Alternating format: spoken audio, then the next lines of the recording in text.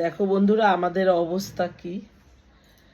এমনি পুজো হয়ে গেছে, রান্না বান্না সব কমপ্লিট, ভিডিও দিতে পারছি না, অ্যাঞ্জেলটার খুব শরীর খারাপও তার জন্য। আর দেখো সম্পূর্ণ শরীর ধুলোতে ধুলো। এই যে ননদ ঢুকেছে খাটের, এই যে দেখো ননদ খাটের তলায়। আর দেখো টেবিলে কিরকম ধুলো, বুঝতে পারছো না হয়তো। ঠাকুরের জায়গাতেও যাচ্ছে, ছোট্ট জায়গা তো আমার, কি করবো বলো। আর এই যে দেখো ছেলের এগুলো সব ওষুধের পেটি, প্রত্যেক মাসে আসে, জায়গার বড় অভাব আমার। এক ওয়ানরুম ফ্ল্যাট তো, একদম জায়গা নেই, সব খাটের তলায় ঢোকা, তাতে মশা টশাও হয়। আর এই যে দেখো পুরো ঘর আমার, এই পুরো ঘরে পেটি থাকে। আগে তো এইখানে রাখতাম, এই জায়গাটা আগে রাখতাম, এখন এখানে রাখি না, জায়গা হয় না একদম।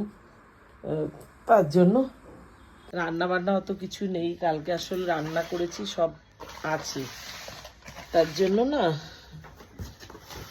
রান্না নেই। যখন বসেছিলাম একটু মেশিনে একটু টুকটাক সেলাই করতে, তা মেশিনটা এতদিন পুরো গায়ে ধুলো হয়ে গেছে, তাই বলছি একটু ঝেড়ে নে।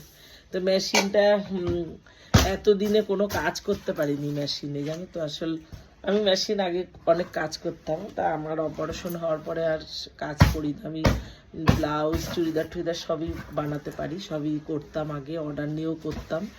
তারপরে নিজের তো সব কিছু নিজেই বানিয়ে পড়ি, তা মেয়েকেও বানিয়ে দিতাম। তবে এখন আর মেয়েরটা বানাই না, মেয়ে বাইরে থেকে করে নেয়।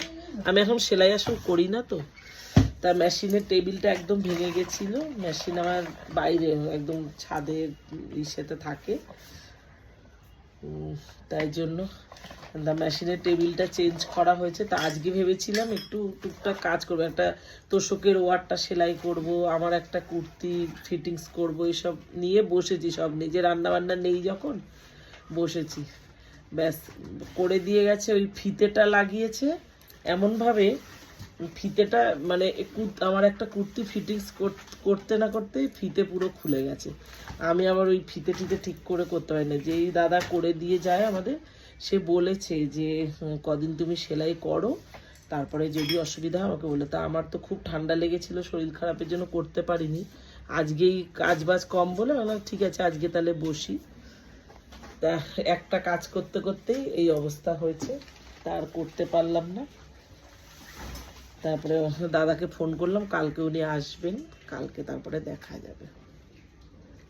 তা ভাবলাম যে তাহলে এসছি যখন, ননদ বলে তাহলে খাটের তলাটা একটু পরিষ্কার করি। পরিষ্কার বলতে ধুলো